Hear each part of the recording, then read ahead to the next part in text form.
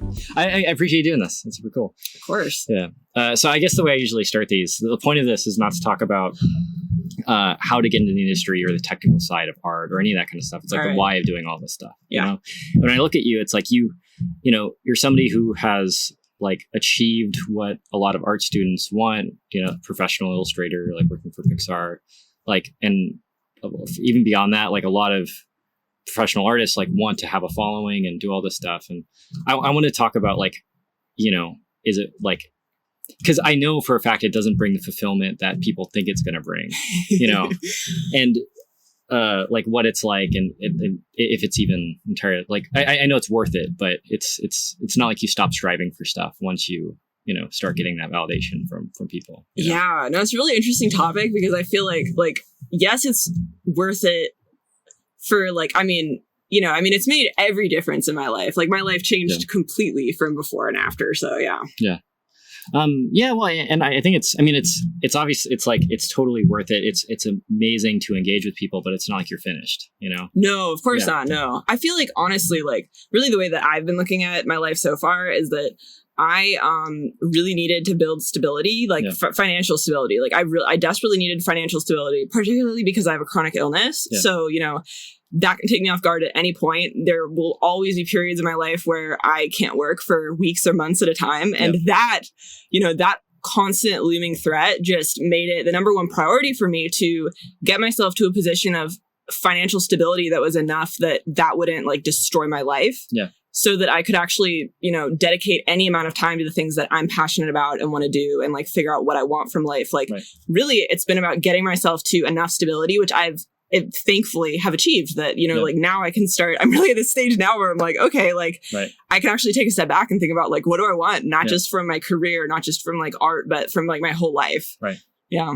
Yeah. Well, and I think a lot of people, you know, they want to get to that point. And in terms of, well, like one, again, once you get there, it's not like you're going to be entirely happy. And two, like the path to getting there is not, I think the path to getting there is both a lot simpler than people make it and a lot more difficult than people, you know, make it out to be, you know? Yeah. Yeah. No, I mean, I think that's true. I think I've gotten really lucky in a lot of ways. What I like to do is something that has done well consistently on social media. Yeah. And that's not always the case for people, you know? So for like some people, what they like doing most and what they like spending time on most, the type of art they really like making may not be something that plays really well with social media algorithms, which that can make it like, if the goal is to do like what I'm doing, then that puts you on like ultimate hard mode of finding some way to like, you know, get eyeballs on your work. So I think I've gotten really lucky in that the stuff that I make just like seems to like hit well online, but then it's definitely not been easy either. I mean, man, the grind has been not something that I would wish for anybody, and it almost makes it hard for me to even like look back on like what it took to get me from where I was like 6 years ago to now. Like I don't even talk about it in like a glamorous way. Like I don't want to glamorize the kind of work that I put in, and I want to try to help facilitate a world where that's not necessary. Right. Well, and I think it's odd because I mean, I talk to people all the time who have achieved a version of the dream and they don't recommend it. They're like, this was too hard. Like if I knew what it took at the very beginning, I wouldn't have undertaken this crazy, insane thing, you know?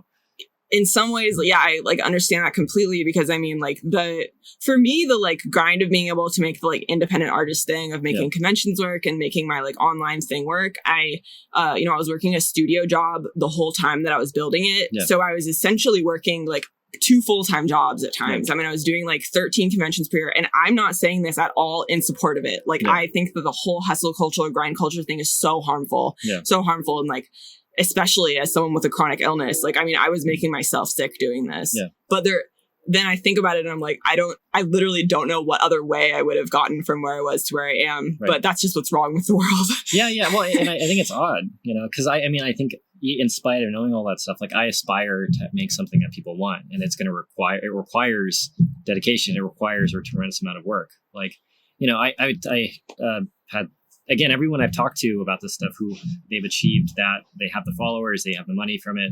They're like, I might have been happier just being a banker with a 9-to-5 job or something, and they're not entirely, even at the finish line, they're not entirely content or convinced that their decision was the correct decision, Yeah. I mean, I understand that. Like there have been times when I have really, really pushed beyond my limits. And I mean, like that's been bad. Like I don't want to ever do that again. And like, I don't recommend that for anybody. I think there's ways to do this that don't involve, like breaking yourself. Yeah. I think part of the issue is I didn't know them. And I would have had no way of knowing that information, like as an 18-year-old, who just like moved to LA and had like no connections in the, in the industry. Like I didn't have anybody to like talk to about that stuff, and it changes so often that like what worked for me, I couldn't tell anybody that now and they couldn't repeat it. You know what I mean? Like everything changes. The algorithms change. Like nothing that I did to get where I am, it would be useful for anybody anymore. Well, I think a couple things about that. Like I think that like success is repeatable, and I think that like the way like you can be successful and have a happy life. Like you can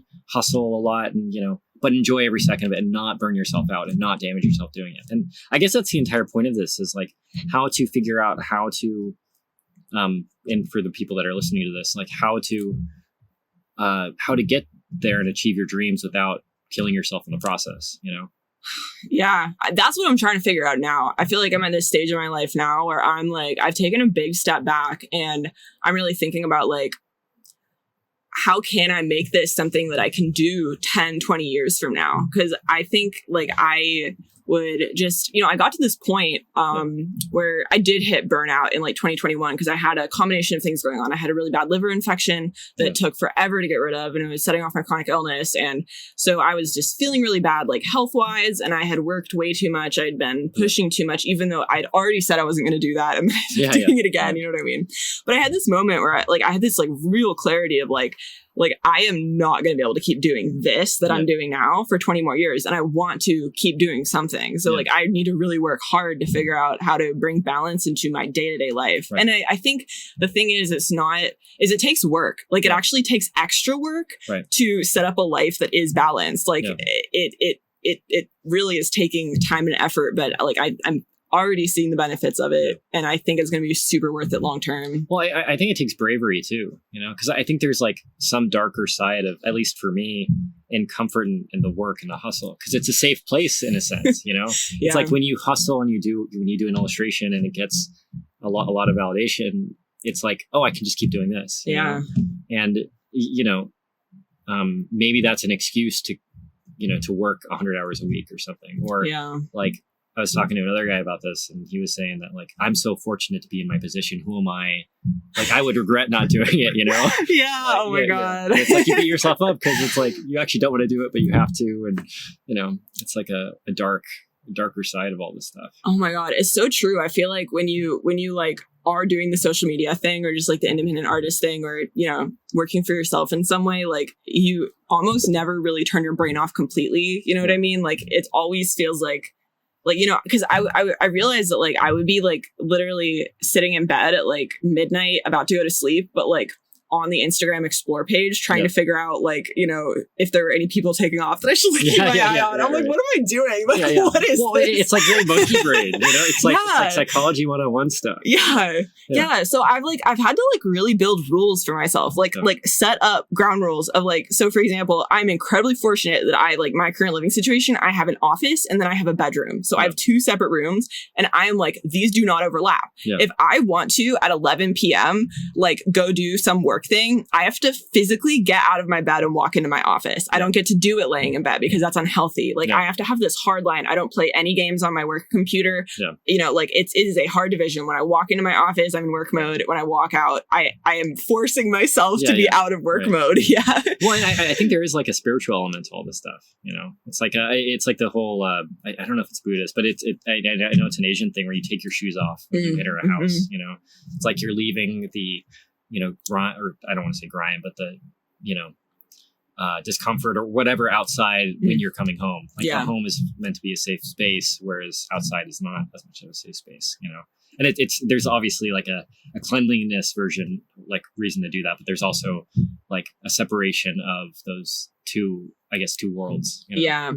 Yeah. It's been really good for my mental health to do that. And then I've also, like, this is going to sound so basic and simple and obvious, but I've started forcing myself to like take entire days off. Yeah. So rather than like what I, would do where like if I would do some work every single day and then, I would take, a little bit of time off, whatever. It's not that I wasn't taking any time off because I figured out a long time ago that like, I need to take care of myself, right? And rest. But like, I need to be taking entire days off and sometimes multiple in a row, like really like actually building that in and like making it a requirement that I like take time off and do things that like actually recharge me spiritually. You know what I mean? Like, yeah. Well, and I guess it's like when I talk to people that want to be professional artists, the first question that people ask is obviously like, what pen are you using? What brushes are you using? Like what program are you using? But the actual answers to like, how do you become a professional artist are way more of that kind of stuff rather than the like, watch this tutorial, like learn how to shade spheres. It's none of that stuff. It's like, how do you do this for 60 years and not burn yourself out? Yeah. It's like play video games sometimes. Yeah. Oh my God. Yeah. It's like hang out with your cat. It's like stuff that's as simple as that is the thing that will inspire you enough to actually be able to sustain this crazy amount of work for so long. Exactly. Burnout is like the number one enemy. Like, and everyone's burning out right now. Like, I mean, the industry at the moment, like, especially the animation industry seems like designed to be burning people out. Yeah, absolutely. Yeah, and it's, it's so many people, almost everyone I know that are at least 5 years deep into their art career. Yeah. Not everybody, but like, it's too many. Like over 50% of people are fighting burnout constantly. Yeah. Like it is the constant like enemy looming in the distance. Right. Yeah. Well, and I think again, going back to the hustle culture thing, there's this pressure to do it, even though it's hurting you. To put out the deadlines, to like not disappoint your art directors and all this kind of stuff, when it actually might have a horrible effect on your mental health and relationships. And it's true. Yeah. And it's, I don't know. I find myself still participating in that. That hustle in spite of like knowing like this is bullshit. This is ridiculous. Well, I mean, it's just like I said, like this was in 2021. I was years deep into knowing that I need to take care of myself and prioritize self-care. I knew that in my mind. And then I still ended up in a situation where I was working way too hard to make a deadline on something. Yeah. And, that stuff isn't always in your control. And like, in life, sometimes there will be like a grind moment, but I like just realized that I need to like go out of my way to build space into my schedule. Yeah. Right. Yeah.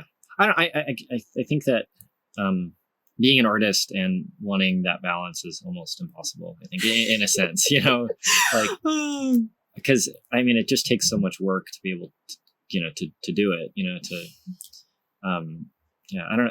I think it's an incredibly complicated thing, Yeah, it's really hard. It's really hard because like the whole like industry of being like not just like a social media artist, but I think a social media anything, like it's so new. We don't know what a career in social media looks like for 60 years because social media hasn't existed for 60 years. Like it literally wasn't there. Like we are at the absolute infancy of like what this whole thing is going to look like and what it means and what it's doing to us, you know? We don't know yet. We don't know. And there's no one to look to. Like there's no like elder social media people. There's well, everyone's famous now. It's odd. It's really fucking weird. And I don't know. It's like I think it is unhealthy for people, I mean, I'm constantly checking my phone and stuff, and I pay attention to things that I'm like ashamed that I pay attention to, just thought like on Instagram or, YouTube, like likes. I totally understand that. Yeah. I mean, I've gamified it to such an extent that it is like such a dopamine. It's such a dopamine thing. Well, I was talking to Stan about this once, and I was like, so he gets between like 30,000 to like 200,000 views per video, which is a lot of fucking people. Not in the YouTube, which is another conversation. But I asked him like, can you even comprehend? Can you even like imagine, like visualize how many people are actually watching your videos? And the answer is no. Like at a certain point, it is just a statistic that you see. You know?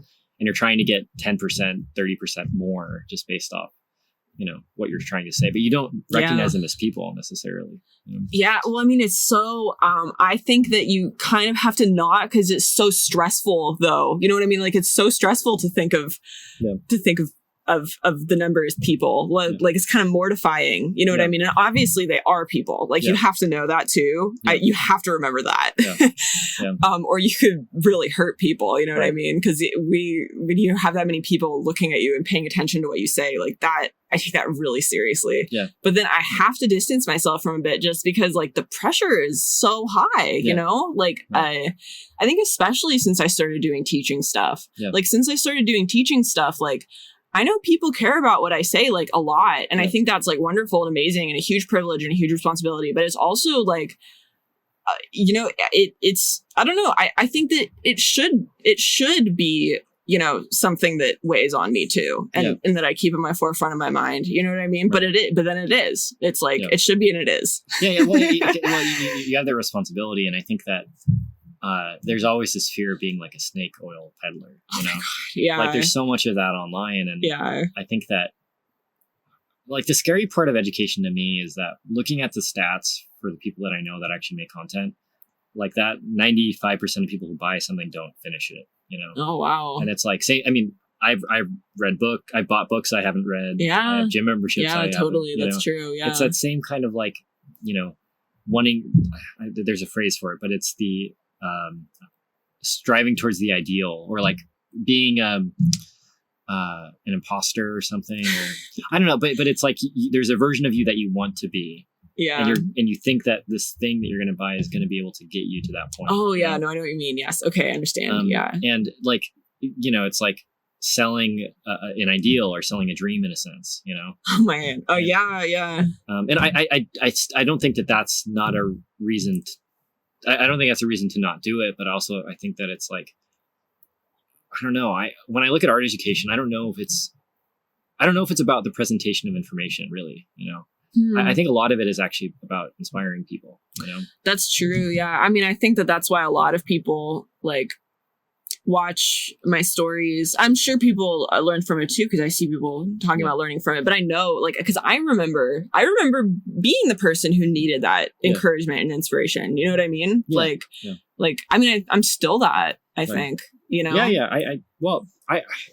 I think everyone is kind of like the fundamentals of art can be explained, I think, by anybody in like 30 minutes. Like gesture, shading, like value, all that stuff is like composition is simple enough to explain very quickly, but it takes a lifetime to learn that stuff. So how do you mentor somebody to actually, or convince somebody to actually put in the work themselves to be able to, to do that?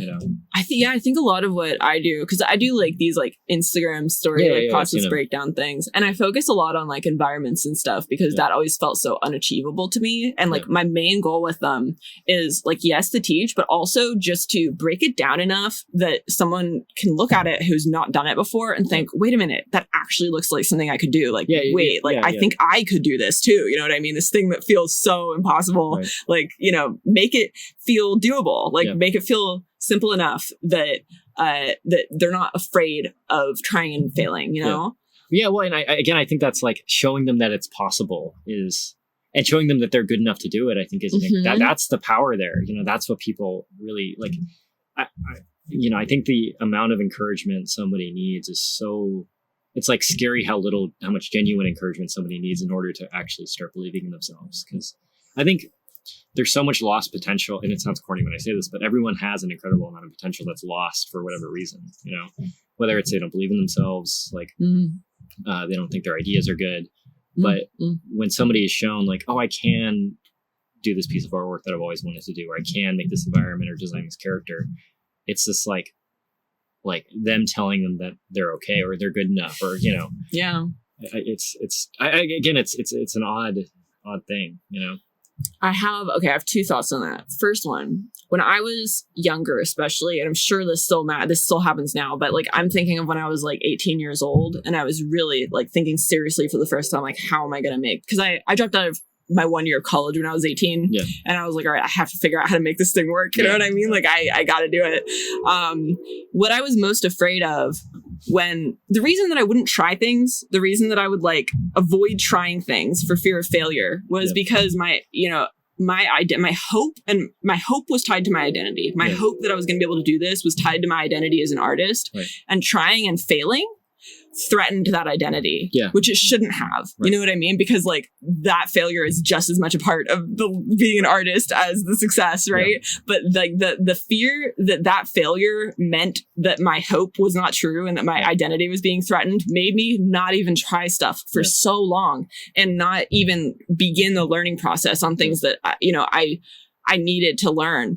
And then when I finally was able to get past that and learn these things, it felt so good. And it comes together so quickly when you actually start. Well, not necessarily. It depends. Different people pick things up at different speeds, and I picked things up at different speeds. But even if it was a slow learning process, the experience of like realizing that I was improving over time was so fulfilling that I just needed enough encouragement to get me started on that road.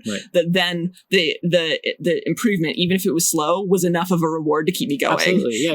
Well, I think I asked Eric Guest, who teaches here, one time, like, what is the most important piece of art advice you'd ever give anybody? And he said, don't tie any portion of your self-worth to the quality of your artwork. And he said, so true. I'm so guilty. He said he's incredibly guilty of it, but that's the most damning thing an artist can do to themselves. It's not like lack of studying perspective or color theory. It's like, do you believe your ideas are good? Or do you, when you do a piece of artwork, do you believe that your self-worth has been threatened at all? And the answer is like, yeah, like it's hard to escape that, I think, Yeah, it is hard. I feel like for those of us who are on social media, there's like the extra step too, because it's not just do you think it's good, but suddenly it's does the world think it's good? Does the Instagram algorithm think that your painting is good? Yeah. Well, 100,000, 200,000, 700,000 people or whatever. Yeah. I talked to Stan of his version of it was like, he has like 2.5 million subs now or something, which is a lot of fucking people. And he said like, dude, I don't feel comfortable painting anymore, really, because like when he does a painting, he has so many people watching it. It has to be at a certain level. Like he, like people are expecting him to teach, so it has to be somewhat educational. All these different things. So it's like all these pressures, like might just scare him into paralysis. Yeah. Oh my God. That sounds really hard. I can understand that because I feel like teaching is like his primary thing, right? Yeah.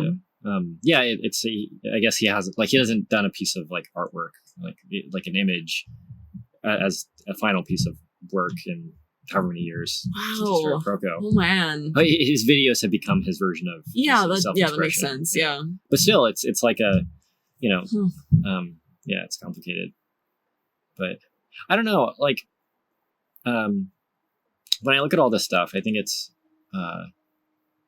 strange that we could talk about this stuff because we know it. Like, we know it as like a fact. Like, don't do that. But then we will still be guilty of, ourselves of doing the same exact thing. Yeah.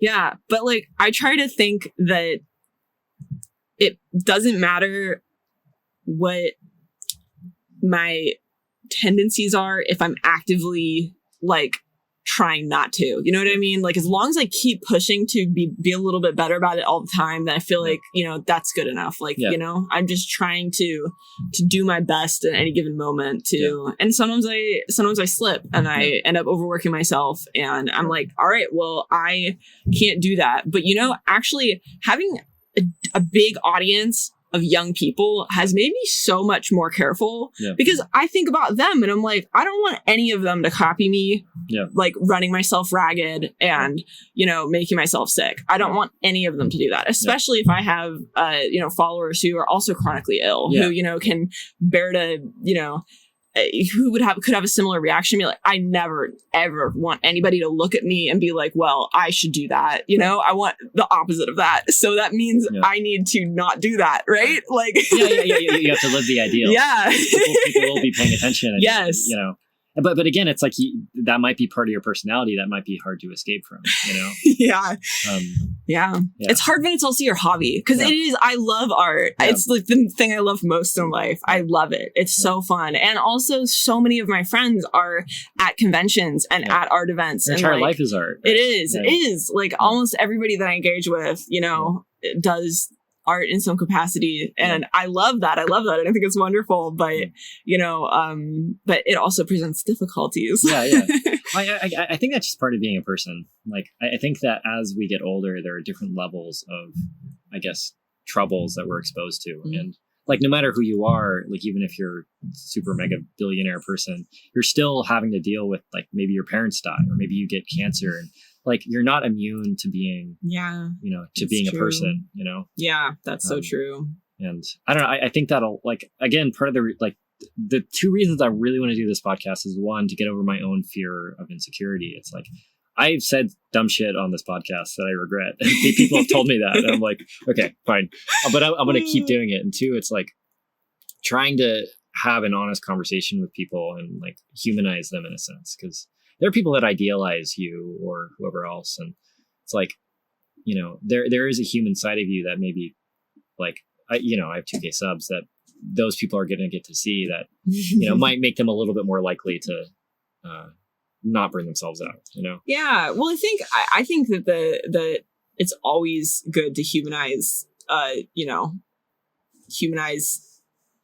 people who are finding huge success in some way, just to show that, like, that they experience struggles too, and that they also, like, that it's okay to be dealing with doubt, and it's okay to be dealing with, like, insecurity and stuff like that, like, it doesn't mean that there's something wrong with you. You know what I mean? It's okay to deal with these struggles. Like, most of us are dealing with them. Yeah. Well, I think another part of it too is, like, the moment to moment, like, you becoming this ideal or people looking up to you starts out with you just, like, painting spheres or something. It's like, it's a very gradual climb, and no matter what, it's like, whether it's the person starting out our career today or 20 years from now or whatever, like, the act of being an artist is the same no matter what. You're in front of your computer or your easel or just a piece of paper, just trying to make an image.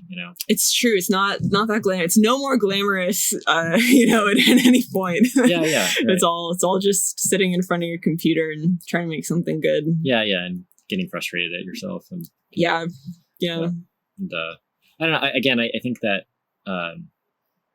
most of life is mundane and kind of boring. And, like, maybe after somebody reaches success, there's like 3% of the time where someone's like asking for your autograph, or, you get to have this cool experience. But again, the 97% of the time is, again, just, making Instagram posts. Especially as artists, like, most people don't know who we are. You know what I mean? Yeah, like, right. You're like, the only time anyone would recognize me is in such a specific setting, like, like, of artists, illustration people specifically, right.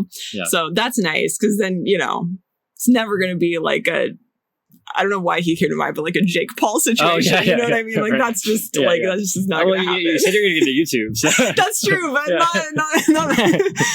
not on that level. Oh, I'm not going to post every day for 3 years or whatever. Oh yeah, the Casey Neistat grind. Yeah. I couldn't imagine being that famous. That'd be weird. Yeah. Oh my gosh, I don't want that for sure. I mean, I think I struggle a little bit already just with like with the idealization thing. Yeah.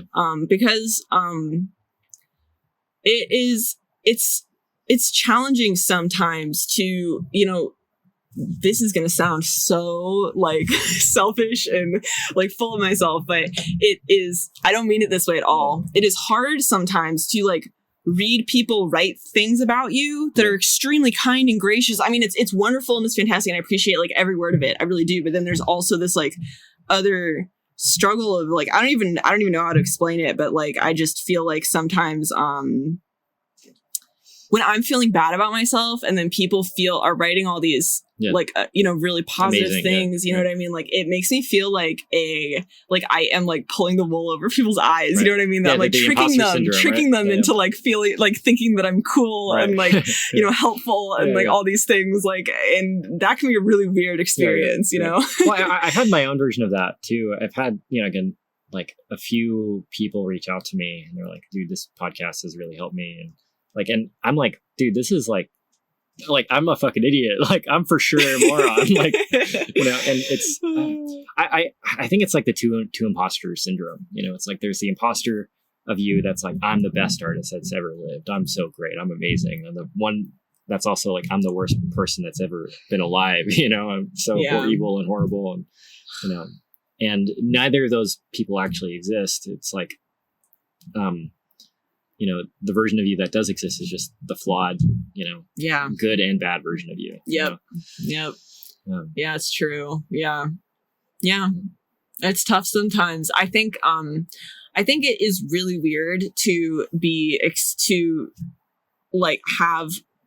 have so much input from so many people. Like, I really just, like, on a human level, like, anyone who's receiving it, I think it's a very weird thing to be receiving so much feedback constantly from strangers. It's very new. It's very new in the world that so many people would be, just hearing so many things from strangers about themselves. Right.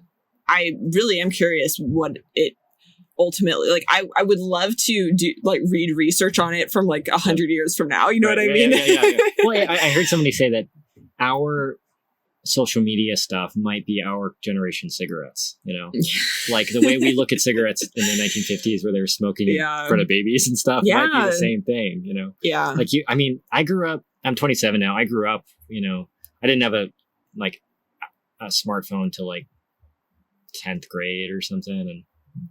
And like, I couldn't imagine growing up with TikTok or any of this YouTube, any of this stuff. I know. It's like, I'm glad I did some cringy stuff when I was younger, so I'm glad I never had the chance to post any of it. But like, I don't know, that monkey brain stuff, I think would be just exacerbated. 1,000-fold. Yeah, 100%. I mean, we don't even like.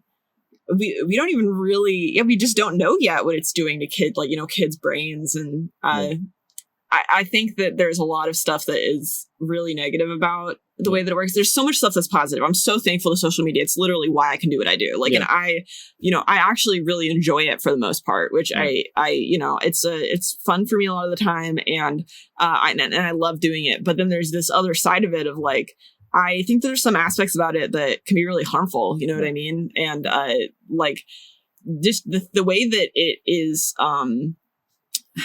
so challenging to like deal with for everybody. It is so challenging to be like to be talking to so many people that you don't know, who are anonymous, who like, may not have had similar life experiences to you at all. You know what I mean? Who may not always understand you. Like, it's weird how on social media, like, there's this thing that happens sometimes where, the joke on Twitter is that, like, you say that you like pancakes and then someone else is like, why do you hate waffles? You know what I mean? Like, stuff like that. Yeah. But like, I think that like that is a challenging way to spend so much time like interfacing with people. Yeah. And then the other thing that I think is really harmful about it is that like ultimately like we're doing so much of our communicating on it. You know what I mean? Like these days, like it plays such a huge role in the way that the entire world communicates, and it's owned by like businesses. Yeah. It's owned by corporations who like don't have our best interests at heart at all. And they want us to argue with each other. Yeah. Like that's beneficial to them. It's encouraged. Like that's why people are like, why do you hate waffles? Because like that's what like shoots you up in the algorithm. Yeah. Well, it's all ad driven. It's all money driven. Mm-hmm. Again, there is a darker element to all this stuff. I am very thankful for social media as well. Like it's had a profound effect on my life and everyone else. Like every artist, like it's better that like you can become an illustrator by like just posting your stuff online versus getting the Saturday Evening Post covers. Yes, that being the only way. Yeah, totally, 100%. Oh my god. Yeah, and I don't know. I just think the world is fucking weird. All this stuff is so odd, like the fact that, you could do something, anyone can do something that could be seen by a million people is just a weird thought, and the fact, it really is. I've been having like an existential crisis for the past year or so in terms of like just the sheer amount of people in general on the planet. Like, you could, be the most successful person in your social group and you're still not important in the scope of humanity and then the universe and then everything else, Yeah.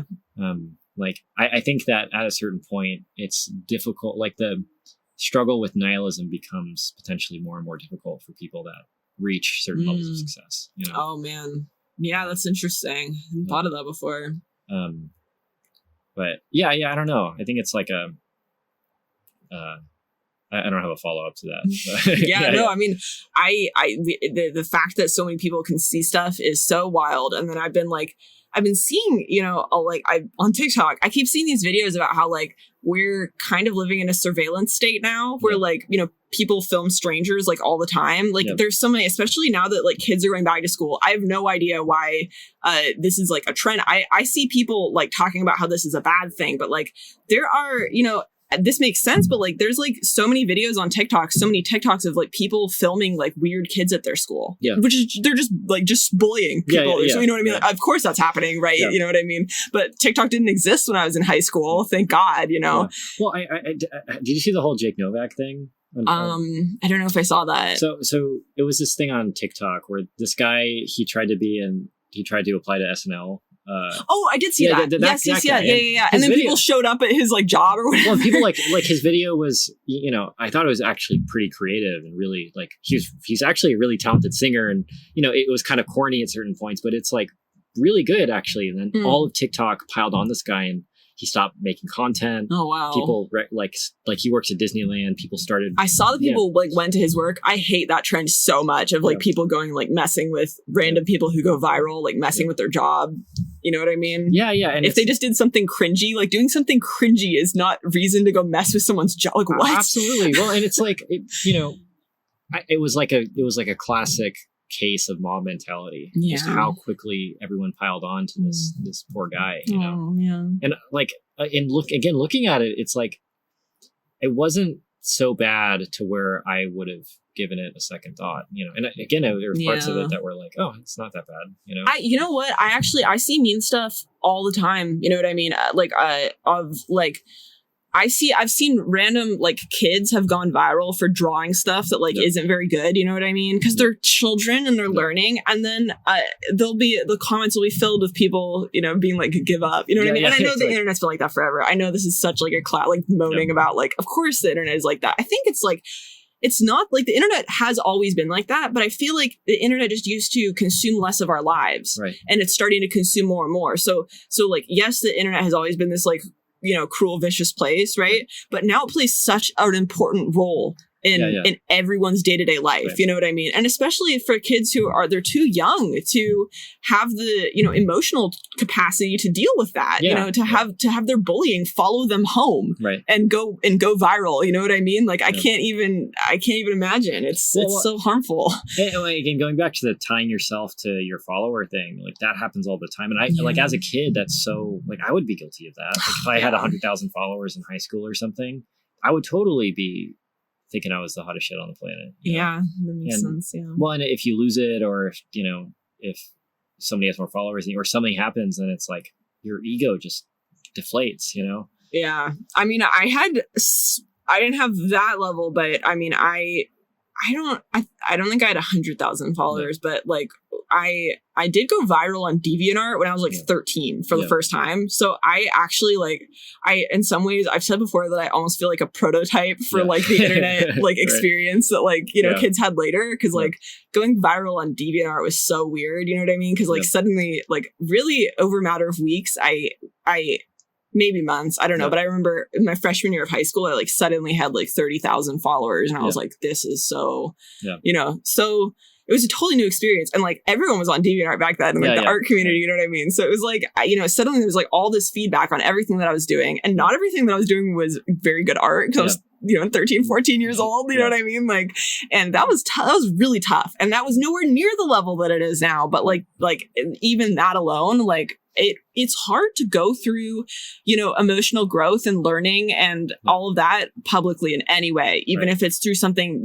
as simple as, posting work and having lots and lots of people seeing it. Well, I guess the constant, I struggle between going back and forth between the person that's like, social media is the most evil thing on the planet, we should get rid of it, and like, it is actually, and it's actually serving a pretty positive effect on a lot of people's lives, and I'm trying to be more optimistic about the world in general. Like, I'm trying not to be the person that like looks at someone on the street and like, fuck that guy, for whatever reason, and I don't know, like the more that I believe in the optimistic side of just being a person, I feel like the more like not financially or any of that stuff, but the more successful I am, the happier I am and the more content I am, like the more likely I'm going to walk down the street and like pay attention to like a beautiful tree or something or a cool bug, and when I'm paying attention to like how horrible the news is or any of that stuff, I feel like that's the world that actually presents itself to me,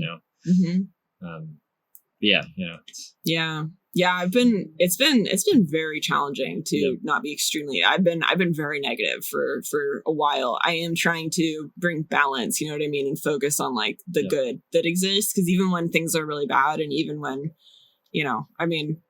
life under late stage capitalism, not always the brightest, right. It can be terrible. And there's bad stuff happening. I get it.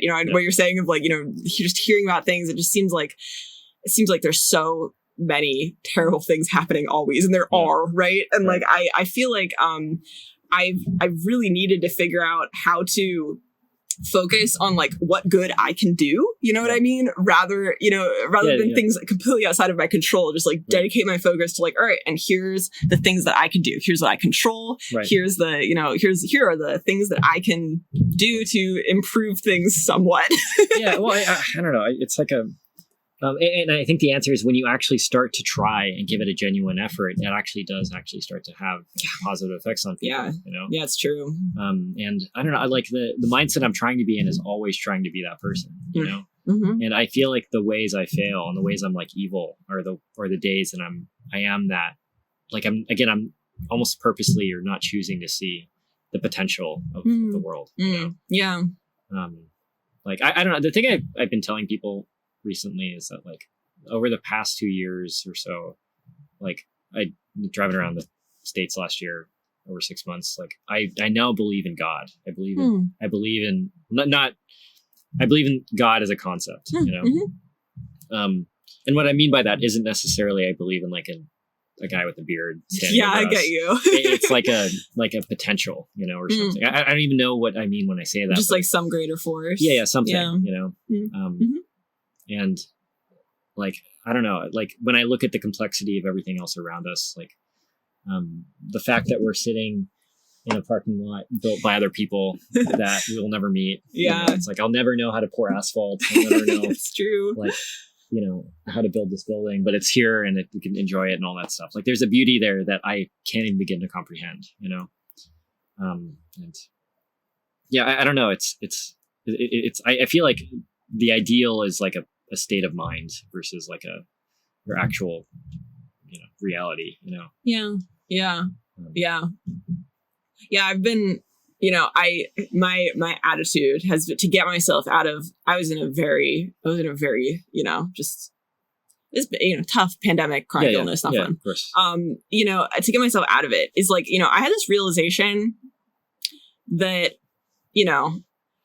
I was not doing things that I could do to, make the world a better place because I was so, exhausted and depressed, which, obviously, I had no control over how depressed I was, but I, there were actionable things that I could do to make myself happier and to improve my mental health. And like, once I got to the place where I could start taking those steps, it made me, like able to be functional and happy. And the realization that I had was that the only way that like, any of us are ever going to get through this, all of the negative, you know what I mean, is by being radically optimistic and believing that it can be better. You know what I mean? And I keep seeing this echoed from people that I, trust and care about and believe in. And I read it, multiple times in books. And I was like, you know what? Yeah, like I really need to try to adjust my attitude and be radically optimistic about the fact that like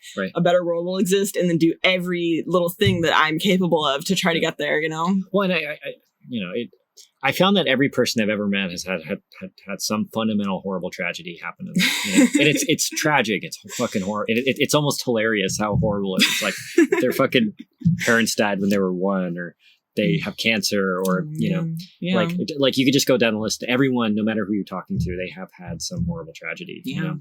And that ideal that you just talked about is my version of what like like a Buddha or like a Jesus Christ or Muhammad is supposed to be, you know, like the ideal that you're supposed to strive for, in spite of the like inevitable suffering that you're gonna come across. Yeah.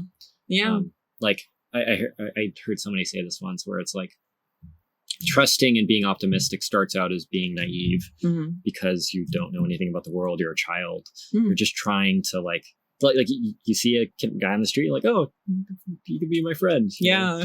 And then inevitably something happens to you, somebody betrays you and hurts you, and then you don't trust the world as much, and you become cynical and cynical and angry, which is better than being naive, but it's still bad. But then eventually, like, you get past that, and eventually trusting people and being optimistic becomes an act of bravery, you know? Yeah. It's like, you know that there's potential of, you know, when you release something online and you say something, there's potential of you hurting somebody or, you know, something happening to you, but it's still worth it to do that thing in spite of that potential, you know? Yeah.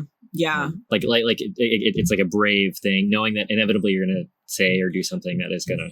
Yeah. We're all going to make mistakes. Yeah. It's so true. You know, if you let yourself be frozen by the fear of making mistakes, then like you will never, you know, accomplish any good, right? Yeah.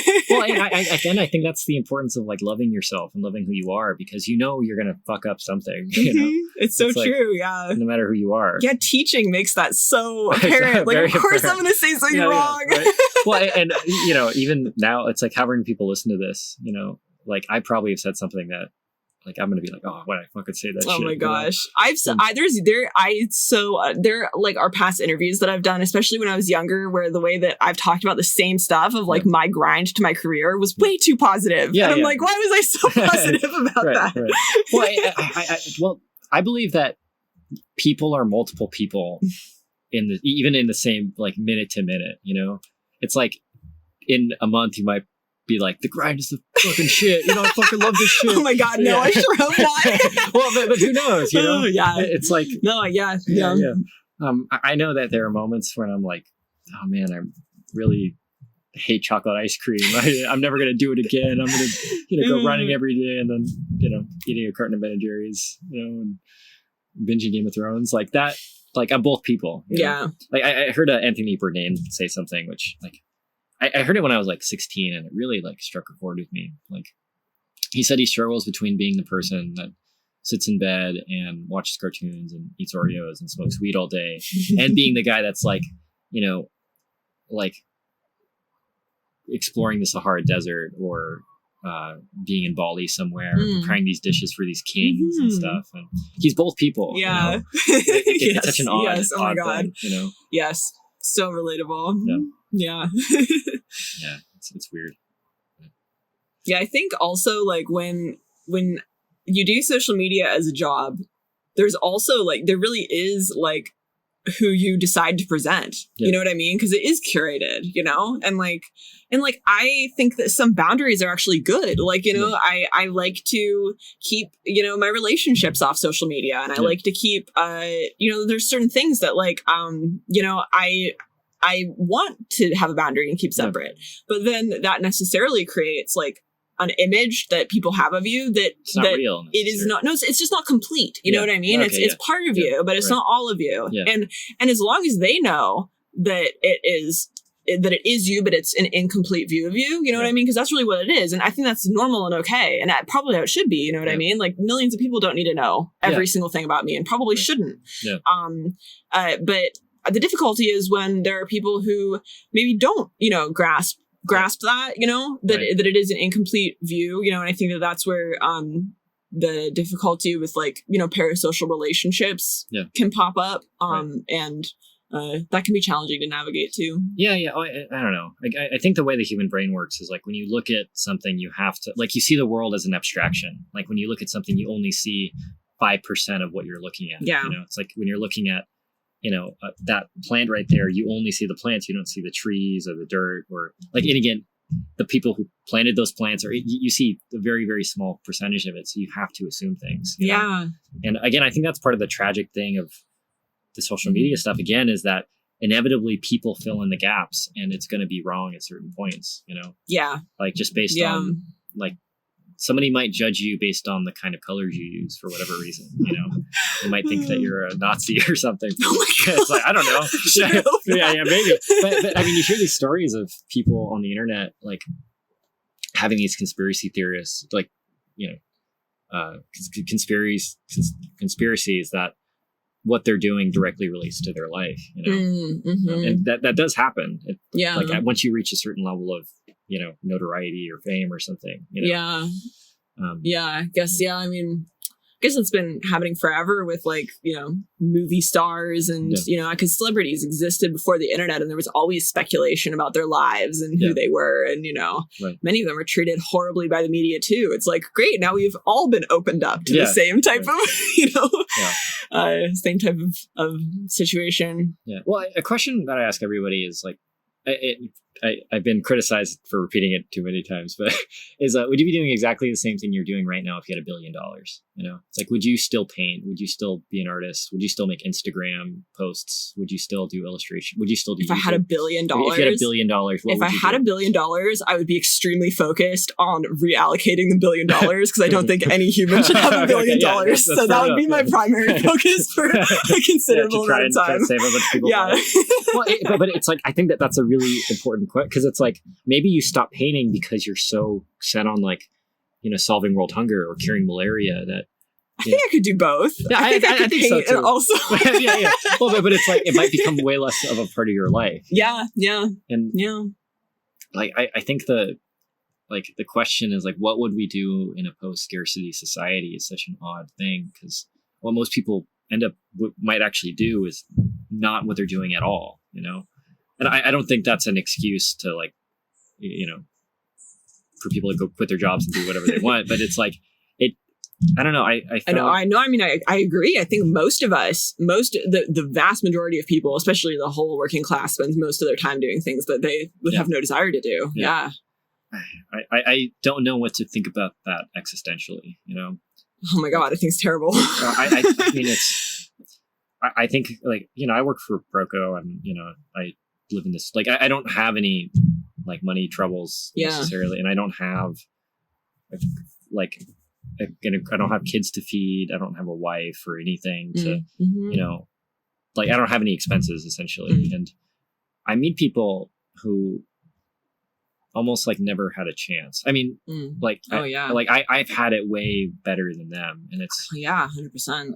Like, I went to Peru in the beginning of the year, and I was in the Amazon rainforest, and I meet people who like, they make like $2,000 a year or something, some absurdly low amount of money. Yeah. My I'll like my $30 dinner night out or something might be the difference between them being able to go to the hospital or not, Yeah. Wow. And like, I don't know, like, I don't think it's necessarily, it shouldn't work that way, obviously, but I don't know. Like, I don't know if anyone should feel necessarily any guilt for that, well, it's complicated, but yeah, I mean, I don't think that walking around being guilty makes any sense. No, it's not productive, so. right? It would be probably counterproductive toward even making a difference and things like that. But I mean, I don't know. I do think that, or at least I try to live my life like trying to improve things. I think I've been incredibly fortunate. I mean, and the biggest shift in my life was becoming financially stable. It changed everything. It changed everything in my entire life, being financially stable and not having that be the number one thing that I was worried about all the time. Because I mean, it really goes from being something that you think about every day of your life. Yeah. There's no moment that you're not thinking about it and worried about it and scared about it, to it not being something that crosses my mind, nearly as often or at all. Right. And I know when I experienced that, I was like, everybody should experience this. Yeah. Everybody in the whole world should. And I know that's not going to happen, but like, it sold me so much on just like, now that I'm on a stable shore, you know what I mean? Like, not adrift at sea anymore. Now that I'm stable, it's like, I want to dedicate my energy and my time to trying to, obviously I can't fix it, but there are things I can do, small things that I can do to try to do, at least a little bit. And I think if everybody tried to do a little bit, Yeah. Well, I think there are two ways of looking at it. There's like the evil, like the dark side, and like the light side version, where it's like, the dark side is I'm like the nihilistic side. Like I don't make that big of a difference. No, it's not going to affect that many people. It doesn't matter, which is I think bullshit. And then the other side of that of like, even if you affect one other person, it has been totally worth the time.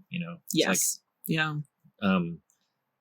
Like even if you, like, I don't know, feed somebody for a day or something, it is totally worth the effort of like, there's like a beauty there, Mm-hmm. I don't know, like, and I think the more you have the ability to see that optimistic side, the more you will actually be able to positively affect the world, I completely agree with that. I really like approaching all of that, everything I do in that realm from like a mutual aid approach. I don't know if you're familiar with like the mutual aid model versus the charity model, but the mutual aid model essentially posits that like rather than it being a giving from those who have to those who have not, because that can always be revoked at any moment, what I mean? It's not true equity and it won't bring true liberation. It's more of an inter-community effort of like every single person in the community getting involved and offering what they can and then receiving what they need in return. And like, I mean, I really feel that pretty much every ounce of my career success comes from the people who've supported me online. Yeah. I feel like I have received from the community immensely already. Like I feel like that's what that is like I've been lifted up by the community of people around me. So, in a mutual aid context, and like the role I play is much more now of what I can give back, to that same community, which is why I spend so much time doing free education and stuff like that. Like that is something that I want to be a priority. But, what I love about that model is like anybody can get involved at any level. Like there's always something that someone can be doing for people in their community. And there's also probably always something that someone can be receiving from someone in their community. Right. And I just really like that framework and that mindset of, humans are interdependent. Yeah. Like we depend on each other for everything. And being chronically ill, there are months that I depend on other people for my survival and existence. You know what I mean? Yeah.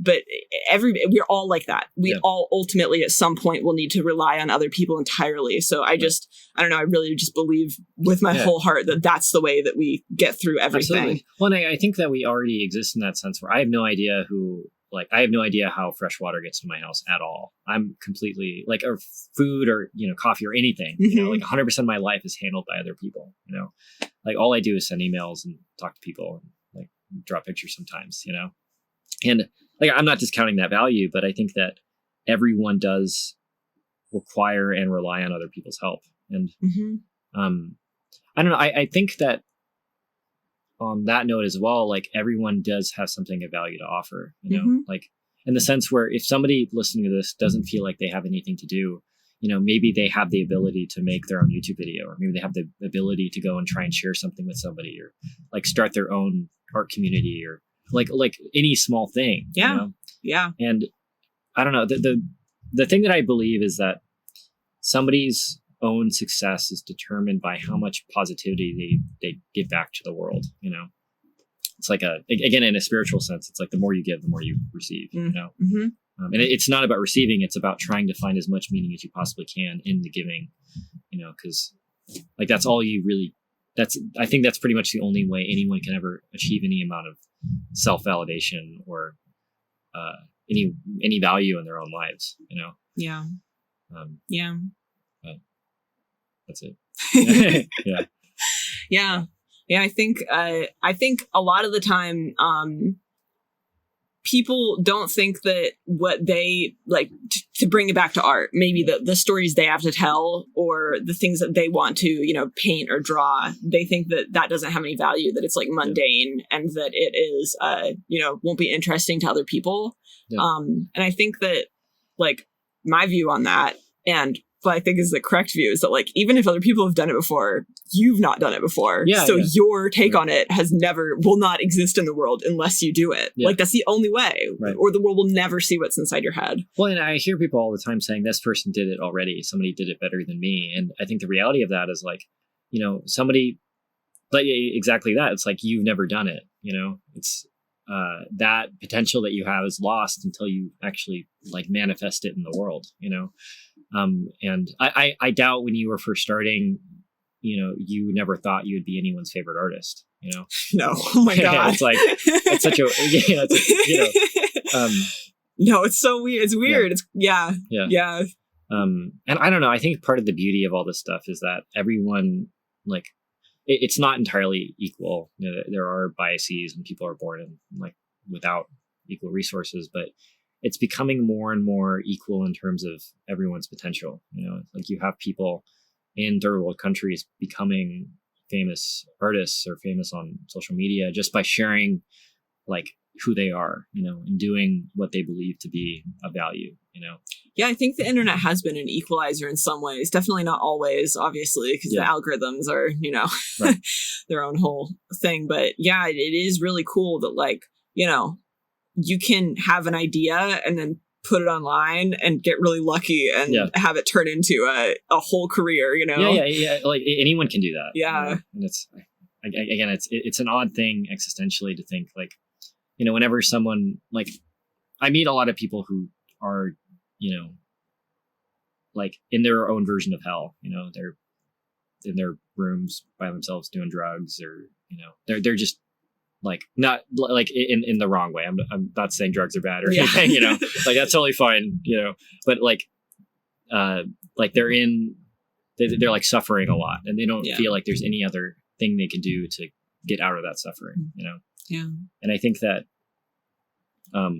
like I've been in my own versions of that hell. And when I, like, the way I get further away from that is that, you know, it is that trying to help people, you know, trying to do something of value for other people.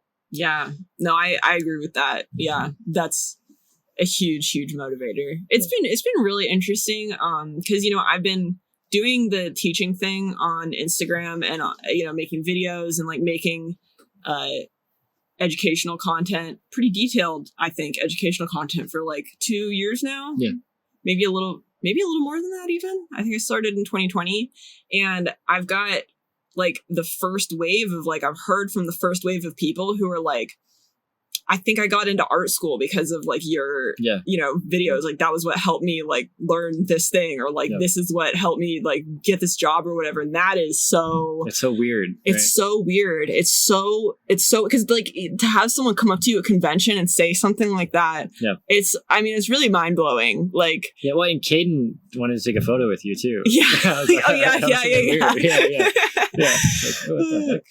Yeah, it's really interesting, especially I think because like, you know, being a digital artist can be so solitary or so, you know, just like in your office painting like so much of the time that then, you know, like going out into the world and like realizing like, oh yeah, like I have made an impact on real people. Like it's such a cool experience. I mean, it's so amazing. Like I feel so privileged, you know? Absolutely. And I think everyone has that, like, you know, thing to share with the world, you know, like everyone can be that person that does share something that does change somebody's life, you know?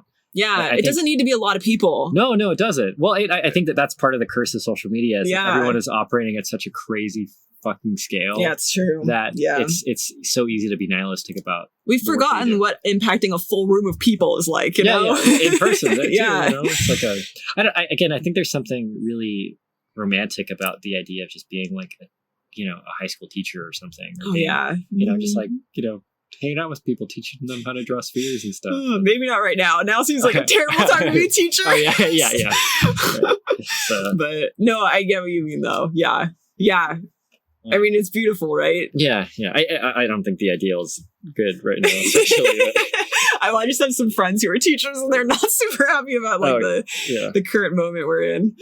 Yeah, it's odd. I mean, I have friends that are teachers too, and it's like, don't get paid a lot to do that either. You know, God, teaching during the pandemic has been Well, and I guess I don't know. When I look at all this stuff, I think there is like when I talk about it, there's like an optimism that like pops up inside of me. It's like, oh shit, everything is possible. Like, the world, like the world is open to everyone in a sense. You know? Like I think the thing that's fundamentally limiting anyone is their like ability to see things, you know, like their vision in a sense. I think that like what's tough is that like back before I was financially stable, my thoughts and mental state in life were so consumed by the stress of living in, an unfit housing situation with, just like not doing well. We had roaches and mold, you know what I mean? That being in that space, that is so challenging and limiting on its own. You know what I mean? That that I feel like that's why everyone needs to have resources. You know what I mean? If everyone has enough resources to be stable and to not be in that position, I think anybody can do anything. You know what I mean? It's like, that was the thing that for me was the hardest thing. And that was what made the grind so hard was, navigating I guess I'm saying this from a point of privilege as well, but I think there's also beauty in the fact that you could be in that position and you can lift yourself up into something better, I think I got very lucky. I think that what I did, I don't think is necessarily I think there was just as good of a chance that I did not succeed that I did. You know what I mean? Or more of a chance at I think it is odd. It's like it is tragic watching people who do make that effort and actually do good work not be able to make it. Oh my God, that's been the worst thing. Yeah, it's very odd to me. I'm not saying I've made it in any sense either, but it's like it's getting that place of comfort and stability. Yeah, right? yeah, for sure. Yeah. But it feels like almost archetypal. Like you do all the things, you've made all the sacrifices, and you're still not necessarily able to pay the bills or move towards a certain point, Yeah. I think the amount of people who are in that position is just going up and up and up. I have so many friends who are in that boat who they're working so hard. They're working so hard and they are not seeing the material benefit from it, Yeah. I don't know what to say about it, honestly. I have nothing to say about it. I talk to people all the time about how do you stop working the shitty concept art job? How do you stop working in the animation studio? The answer, there is an answer, but it's it's not the scary and the weird part about all this stuff is you could expose two people to the same set of circumstances and they will go in two completely different paths. Yeah. They'll, and it's, I don't know if it's the way somebody sees something or just who they are. Again, it's so many external factors that it's almost unpredictable. But yeah, no, it's tough. I mean, it's been hard times, and it feels like the times are getting harder. But I feel like we just got to rely on each other more. I feel like that's the only option. Is for those of us who are able to be relied on, and those who who need to rely on others to be able to do that. Yeah. Would you have any advice for people that are in that position that might be listening to this? Honestly, I feel no pressure. I don't know. I'm sorry. That's kind of a loaded question. That's a hard one. I mean, I feel like anything that I have to say is almost empty. You know what I mean? It's you shouldn't. What I have to say is you shouldn't be in that position. It's wrong. It's wrong, and you should never stop knowing that it's wrong and that the world shouldn't be like that. Yeah. That's a good answer. Yeah. And that there's people out there who don't want that to be the case, who don't want the art industry to require a grind and don't want people to have to struggle this much or any amount like that, We want to make it better. It's going to be hard, but it's going to happen because we have to believe it will. Yeah. I think I'm optimistic about the future of society.